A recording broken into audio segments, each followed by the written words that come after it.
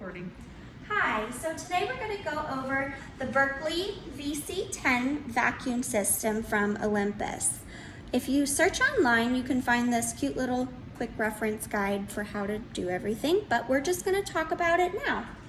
So this is the whole thing set up, and we're going to put it back together so you guys know how to do it.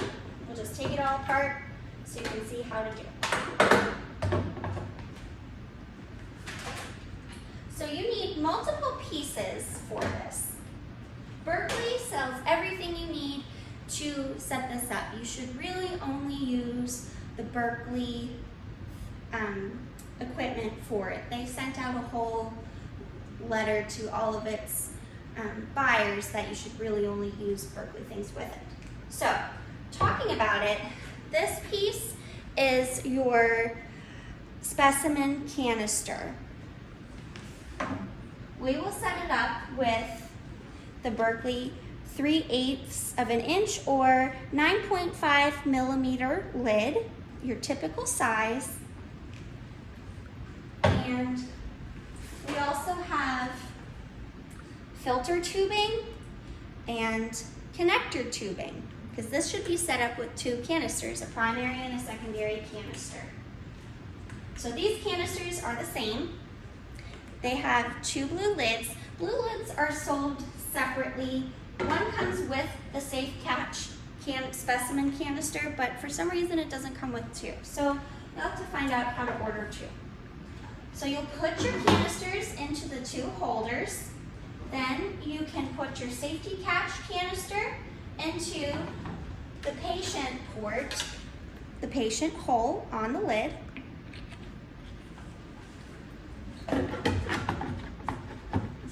Next, you can set up your filter tubing. You want to put the filter closest to your vacuum port on the machine. It can be a little bit of a struggle. So the vacuum tubing will go to your secondary port, your secondary canister. And since it's a female end, you'll put it to the male part on the lid.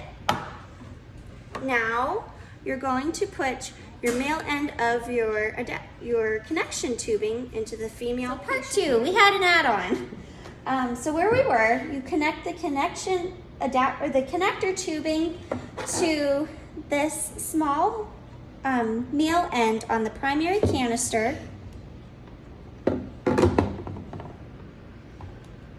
And your suction tubing will go into your safety catch specimen container.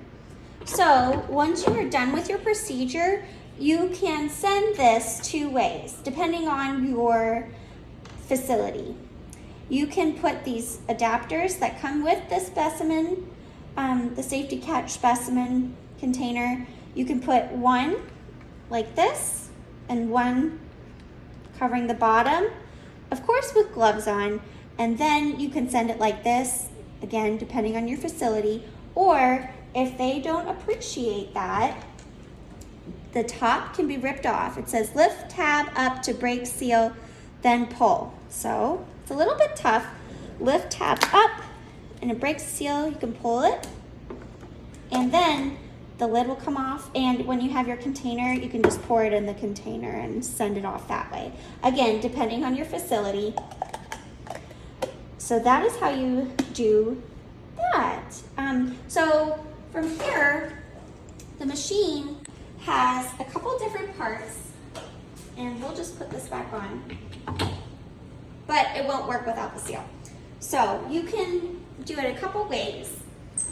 The power button is below. This is the power button down here. You have a line, a zero, and like a pushing down button. So the line is turning on,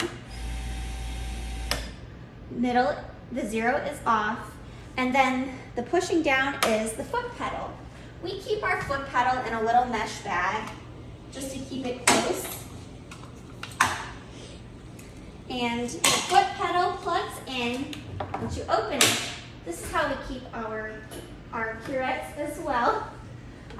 Your foot pedal plugs in right here. So when you have it on the foot pedal, you can press it for power. Your doctor can control suction or not with your foot pedal. That is also a common, why is my suction machine not working? You might have it turned on the foot pedal instead of just your on button. And there's a little button to pull off, you press down and pull off the foot pedal. Okay, so also too, once you're in procedure, if you turn it on, your doctor, they have zones on here for the suction. The green zone starts at 60, so once they cover their suction tubing, once you hit 60, they might want to know about that. And then that is it. That is it for this, for the smaller setup. Again, that's with the 3/8 lid. That is your common setup.